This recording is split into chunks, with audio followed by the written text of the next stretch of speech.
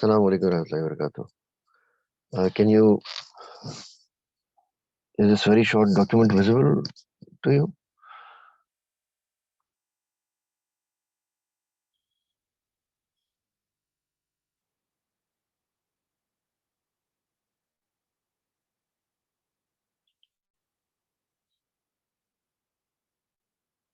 अरे जज़ाकल्लाह। चलिए बिस्मिल्लाह करते हैं। अऊज़ु बिल्लाहि मिनश शैतानिर रजीम। बिस्मिल्लाहिर रहमानिर रहीम। अल्लाहुम्मा ला इल्मा लना इल्ला मा 'अल्लमतना इन्नका अंtas Samiul Aleem.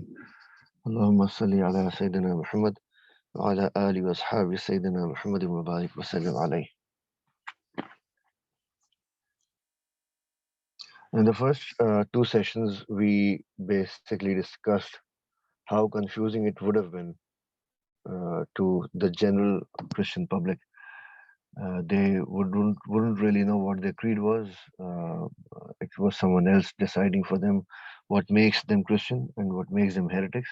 And this is another a big issue in and of itself. Anyone who disagreed in the slightest against the official Christian creed would be branded a heretic. A heretic. And that's obviously a big thing. You're not a Christian, you're not following God. You have effectively rebelled against God. And why? Because there's some part of the Christian creed, the official church declaration that you do not agree with.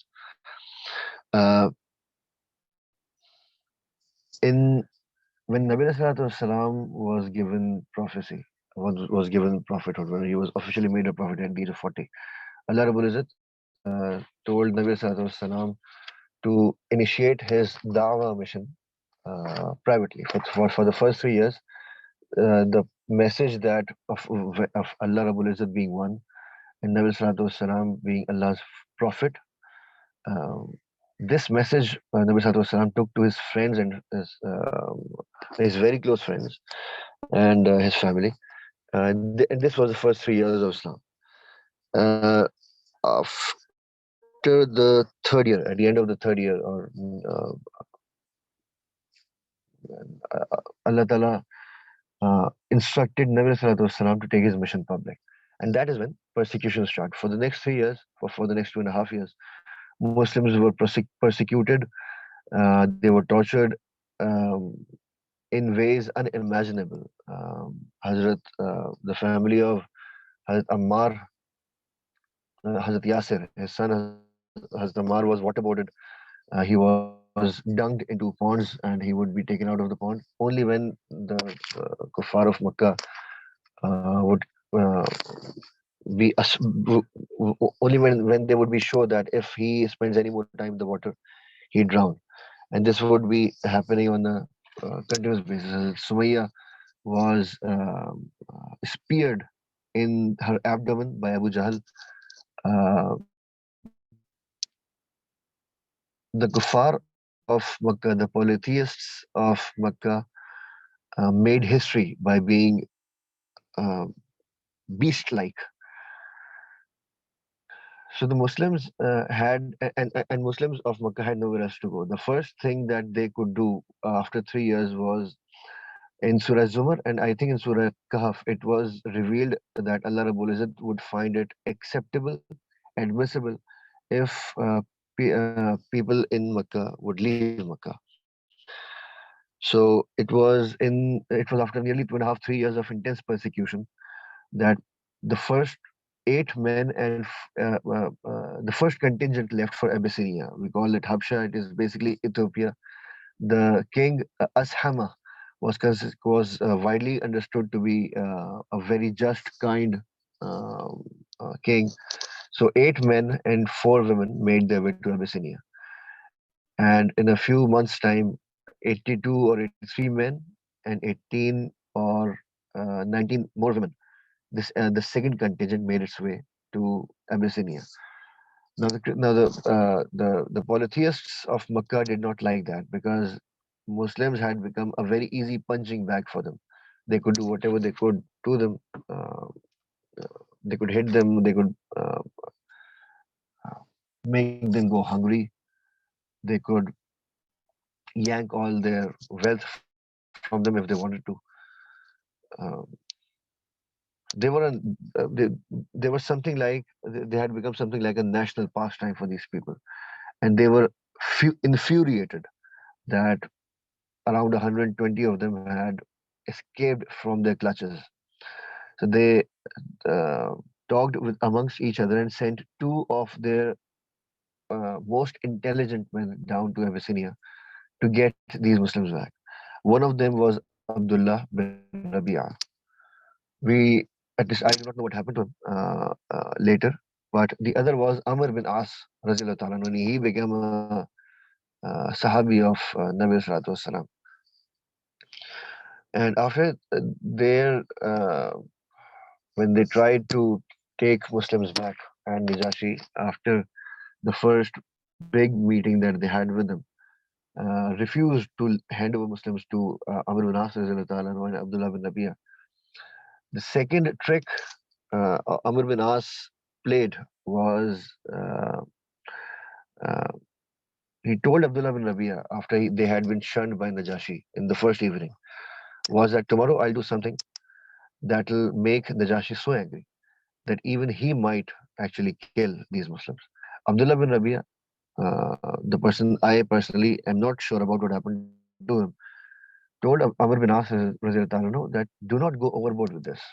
We don't like what they're doing, these Muslims from within us. We don't like what they're doing. Uh, uh, they say our forebears were stupid. Uh, uh, they're not exactly saying that in these many words, but they were bowing. They say that our forebears bow down to puppets, to models of clay, and that makes them stupid. They've broken tradition. They're the cause of such intense disharmony, disunity amongst Makkah. So we hate what they're doing, but they still are people. Just uh, uh, I don't want you doing anything that will make Najashi so angry that he might actually kill them. But Amr bin As, again, he is not Muslim by till then, did not relent. The next day, Amr bin As and Abdullah bin Rabi'ah go back to Najashi, and Amr bin As say to Najashi that they claim something very courageous about Isa ibn Maryam alayhi salam. You should ask what they say about him. Now, I'm recounting this story because I want you to understand that this confusion that the Christians had about the Nicene Creed, we touched upon this in the first session. Emperor Nero and his intense persecution of the Christians lasted for around 10 years, after which Emperor Constantine called a big Vatican Council at Nicaea, made Christianity effectively the state religion of the Roman Empire, which had been pagan up till then. And there was a bunch, there was a litany of creeds, of belief statements that were decided in that Nicene meeting. And this would now be what be official Christianity officially. The confusion, and there were big church fathers who had not relented, big figures who thought Christianity actually was something else, that maybe Christ is not God, maybe Christ is not divine in the sense that he's a son of God. He is divine in the sense that he's a prophet, or that he was born to a virgin, a pure woman, um, but maybe not divine in the sense that he shares in the Godhead. So but it was decided, and this set a precedent. Anyone who disagreed with Christianity, with the official position of Christianity, would from then on be a heretic, which is a big thing. So the confusion that had permeated, that spread throughout the Christian lands, was so well known to everyone else that Amr bin As chose to utilize this confusion to make sure that Najashi would either kill or punish these Muslims himself, or would at least hand these over. Uh, and hand these 110, 120 or so people over to Amr bin As and Abdullah bin Abiyah. This is the sort of confusion that the Christian laity, the Christian masses spent their lives in. And something had to happen. Something had to finally give. The pressure had become unbearable for the Christian Europe, which had been straight-jacketed by Christianity. Now, to be fair, there were a couple of very important social functions that the Christian church performed. Uh, it made sure that there was social cohesion and social order, which is a very big aspect of, societal or communal life in and of itself. That you get up in the morning and you understand that things are the way you left them last night. The people who are considered to be elders in your society are still considered to be elders in your society. This is one of the most important things that you lose state of fitna. When there is fitna, Allah Rabbul Izzat calls fitna ashaddu min al-qatl. Fitna, civil strife, if we may. This is not an accurate translation, but this is a very close one. Civil strife and civil unrest is more dangerous, more harmful to society than murder. And there are many reasons for this. We might, inshallah, if Allah so wills, touch upon this on a later date. But this was being guarded against by the church. So this was a very important social function the church performed. And there was something else. The church was a counterbalance against the potentially unchecked tyranny of the Christian Roman princes. Now, if it doesn't matter how incompetent you are, it doesn't matter how much of a nincompoop you are. If you're born in a royal family, that makes you a royal. You could be mentally deficient. You could be physically deficient. You could be the most cruel, the most sadistic human being to ever walk the face of the earth. If you're born in a royal family that made you eligible for rule, then there were no checks and balances there, except for the fact that there were many princes and they would be fighting amongst each other nearly all the time. The only practical checks and balances against them were instituted by the Christian church. Because if you were born into a destitute family, you could never become a royal. But you could become a member of the church, you could learn Latin, you could rise up the order, and you could become the pope or a cardinal or a bishop. You could be a big figure in the church because the church did not think that you being eligible for a position in the church had to do with your royal lineage. So you could be born a pauper, you could be born into a destitute family, but you could take the church route and challenge the prince one day. This is something very important. But in 1517, Martin Luther, who was a German priest, and this is critical, this is important to understand. He was a German, he was a priest, and he was an academic. He was a university professor, a college professor also. He nailed 95 theses to the church door. Each of these theses these 95 theses actually are 95 complaints against the church excesses and deviations from Christianity. Uh, we, for instance, Martin Luther opined that the church sold indulgences for money. Now, we've seen this probably in either movies or we've read about this.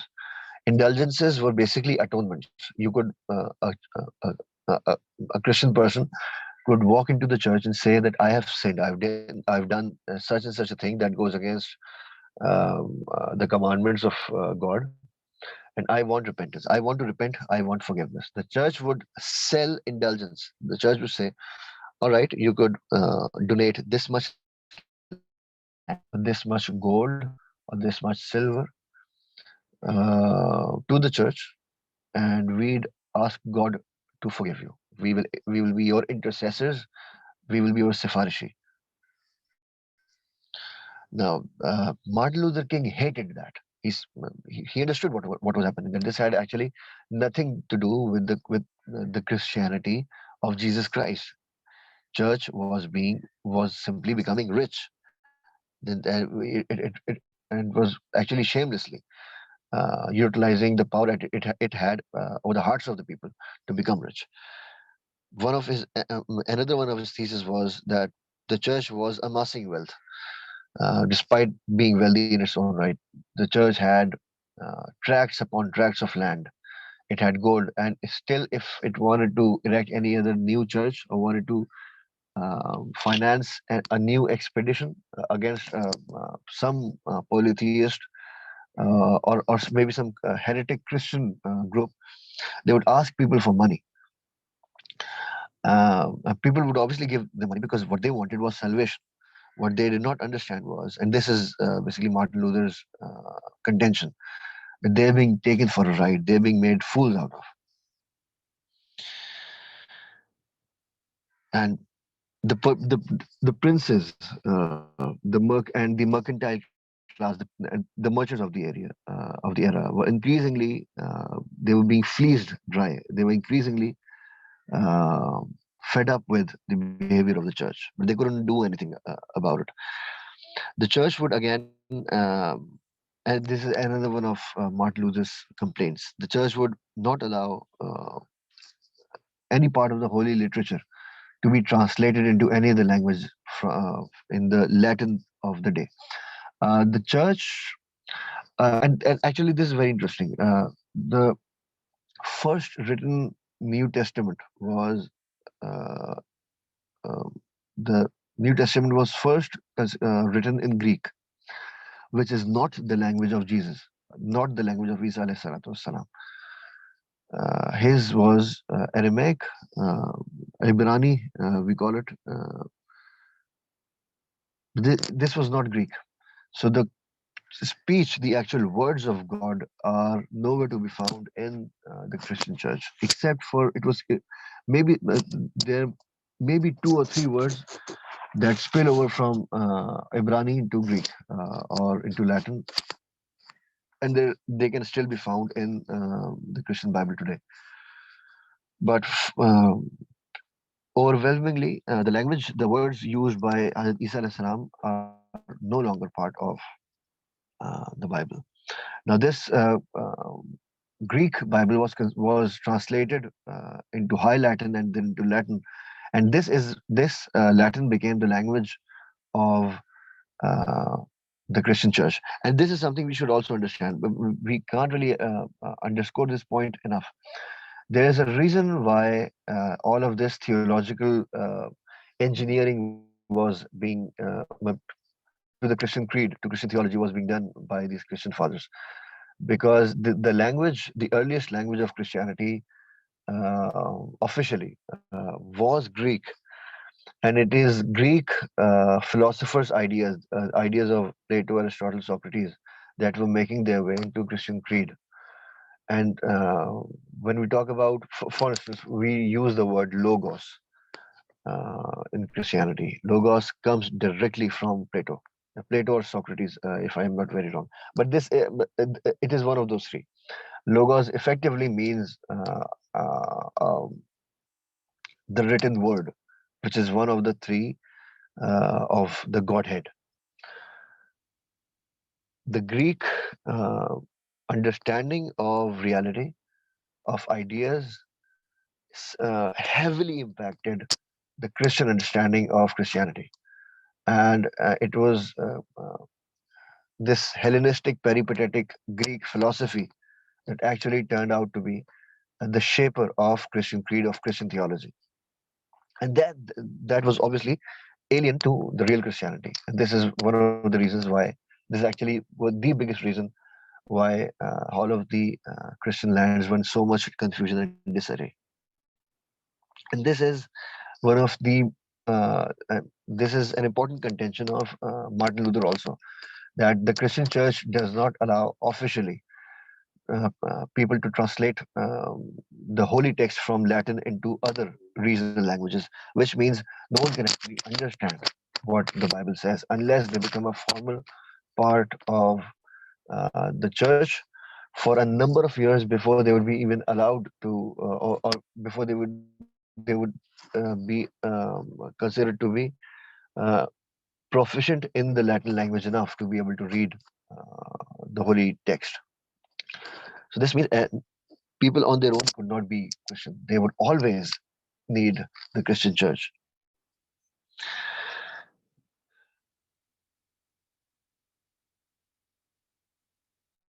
Another of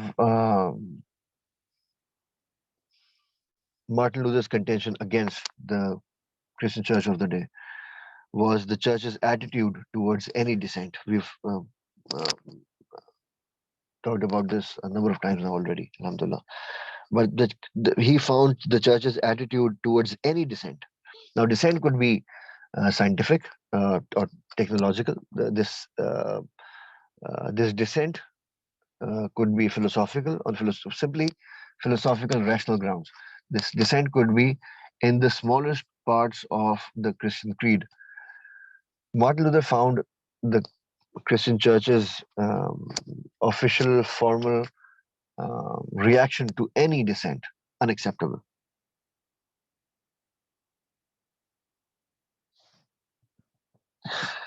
So, what Martin Luther basically asserted was three things. We'll just gloss over them. He said, or he contended, he argued that an individual's salvation in the next world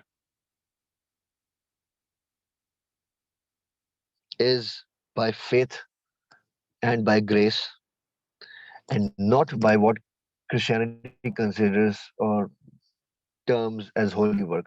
Now, this holy work is vocation. Science as vocation, the article that we shared last time.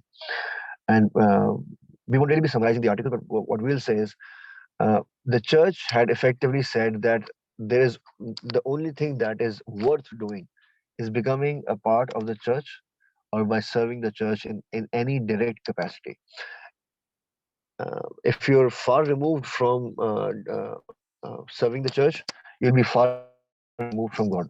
If you indirectly serve the church, you can still whatever you do is still valuable in the eyes of Allah, of God, but to a very limited extent. So if you're a prince, your value in the eyes of God is only if you support the church. If you're a merchant, if you're a wealthy merchant, or if you're a wealthy landed noble, if you've got agricultural produce coming out of your lands, which is going to feed standing armies or many thousands of people for, let's say, a year, whatever you have, whatever you do, what the money you have will only be acceptable to God if you uh, place a portion of it with the church. And the bigger the portion you place with the church, the more acceptable you will be in the eyes of God. That is what Christianity said is worth doing, and that is vocation. Something that defines you, something that you do not just for a living, but because you have a passion, a deep passion for it. And you usually have passion for what you do for God. What Max Weber said was sorry, yeah. So what Max Weber saying is in Science as a Vocation that with Protestant Reformation, and we'll come back to this probably in the next session. What Protestant Christianity did was signal to the world that it is not serving the church that is serving God. You could do anything. You could do anything as long as it was beneficial, and you found it to be meaningful, and you connected it to God in your own mind and heart. If you'd be able to do that, anything you would do would become valuable in the eyes of God, and hence anything and everything you did had the potential of becoming a vocation. This is what Martin Luther is saying, or rather, the Protestant Reformation is declaring to the world that salvation is not by doing what the church considers to be holy work. It is by faith and by God's grace only, and not by the church's intercession, sifarish with God. The church actually has no role of intermediation to play between man and God. The Protestant Reformation very importantly says this also.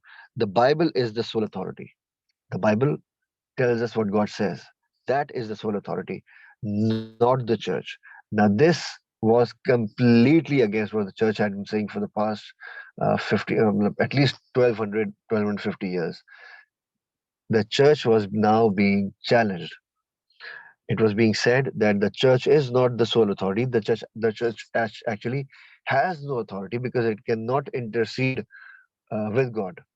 It cannot perform the role of an intermediary with God. God will give us salvation because of our faith and His grace, and the Bible will be the witness for it. Bible is the sole authority for it. Probably one of we're only going to highlight only the three only three aspects of the Protestant Reformation's claims against established Christianity, because we feel that these three are the most impactful, or cover or subsume many other of Martin Luther's theses. So this is the third point. Martin Luther says every man is a priest. The church has no authority to tell anyone who's God, what God likes, because God has placed a bit of Himself in every human being. So he isn't really talking about polytheism or pantheism. He isn't saying God is everywhere and God is in everyone. What he's effectively saying is everyone has the potential of understanding who God is and linking to God. Now, this is very close to what Islam says. Islam says there is no church in Islam. There is no, and by church we mean there is no central political authority who gets to decide what is Islam and what is not Islam. No one can do that. Ulama can do that. The individual ulama can do that. And however big the stature of an alim is, he is always open to questioning by any other alim, which means each and every fatwa in the history of Islam is by definition peer reviewed. This is a big thing in academic circles. If what you're saying, if you're what you're asserting in any field, in any discipline, is peer reviewed or not, what do other experts of this same field think of what you're saying, of what you're contributing to this specific discipline of knowledge? Every fatwa, hence, is peer reviewed in Islam. Obviously, there are practical deficiencies that creep into any system over centuries, and this has happened to Muslims also. But as a point of principle, there is no church in Islam. No one gets to say, "I will decide who God is. I will tell you what marks as heresy." And that is why the focus on in Islam has always been being part of a group. The group being Ahl-Sunnah Wal Jama'ah. Now, it is very difficult. Now, a few, more than one at least, definitions of Ahl-Sunnah Wal Jama'ah are being flouted about these days, and we'll inshallah come to this also, inshallah. Uh, but as a matter of principle, what we want to do is follow in the footsteps of Nabi Sallallahu Alaihi Wasallam himself and uh, the manifestation of Islam, the different colors of the Sunnah as exhibited by Hazrat Sahabah Karam Rizwanullahi Ta'ala alayhim ajmain. The safety lies in that. So this is extremely important. These three things, that salvation will not be because of what church considers to be the holy work. Holy work could be anything a human being does well, designed for, and does for the betterment of people, and does with the knowledge that he or she will become closer to God by doing that. Bible is the sole authority, not the church. And third, which is very important, every man is a priest, which basically meant that the holy text will now be translated into as many languages as Christians speak throughout the world. And indeed, very soon, Martin Luther himself actually translated the Latin Christian holy texts into German and disseminated them. Now, Martin Luther, again, we started off with this, and we'll end in the next couple of minutes, inshallah. Martin Luther is himself a Christian priest. He does not really want to decimate the Christian church. What he wants is to reform them. But the movement that he had instituted took a life of its own. Many other Reformation movements all around the Christian world crop up, and princes who were tired of the hegemony of the centralized church, which is again a political authority as well as a religious authority, they broke away. And the best or the most dramatic, probably, or the earliest, if we may, examples of this would be England's King Henry VIII in 1530. 1530, only 13 years after Martin Luther nails his 95 Thesis to the church doors. Only 13 years after that King Henry the Eighth of England realizes that he wanted, obviously, a male heir. He wanted a son because the son would be the next king of England. But the woman he was married to, the lady he was married to, could not produce an offspring. Uh, so he wanted to marry another woman. But the Christian church, for whatever reason, and these were genuinely political reasons, the Christian church did not allow the annulment of this first marriage. They effectively said that we will not allow you to marry another woman if you have intercourse with another woman, and a son does appear through that union, he will be a bastard child and he would effectively not be allowed to rule. So what this effectively means to King Henry VIII is, if you cannot produce a male heir, a son, through this union of yours, um, this current marriage of yours, you will die childless, or you will die sonless, and without a son, and your lineage, your family's rule over England is effectively going to end. Now, the King of England would not have that. He simply said this. He declared that he is not a Catholic anymore. He is a Christian, and he's now going to found his institute, his own church. We call this the Anglican Church, the Church of England.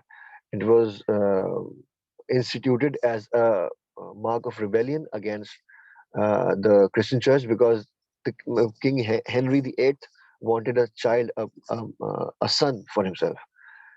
Now he does that. He institutes the Anglican Church. He gets rid of the first wife. He marries the second wife. Now this is the sort of thing that is going to happen increasingly in Christian lands, because people all over the Christian world, primarily European, primarily European and effectively Roman, are fed up with the excesses of the church. The Roman Empire effectively is no more, but the Pope, the papacy, the Christian church, still holds sway over the hearts and minds of Christians all over the Christian lands. But this Reformation movement that has been instituted by uh, Martin Luther and taken up by people like uh, Calvin, the Calvinist movement, which comes to the fore only a dozen or so years after um Martin Luther himself. This is going to become um, something like an excuse for anyone who wants to show just or unjust dissent against the unified political body of the Christian Church. Um, so we'll end this session here with Martin Luther, his Protestant Reformation, the effect this has on the Christian Church, so that in the next session we'll be able to talk about how Christian Europe changed, and why the mood in Christian Europe of atheism, of LGBTQ, IA plus plus, which is nonsensical, of science being, and by science we mean a specific branch of science, and we'll talk about this in the next session, inshallah. Being at the center of everything, and why the Christian church, why um Europe, which gave rise to all of this, is increasingly un-Christian in its moods and attitudes itself, and what it means for Muslims, especially Muslims living in Christian lands. That is the reason why we've spent so much time on this. We'll inshallah end this thread, inshallah, hopefully, if Allah so wills, in the next session. And in the sessions after that, inshallah, we'll be doing specific Islamic content. Um,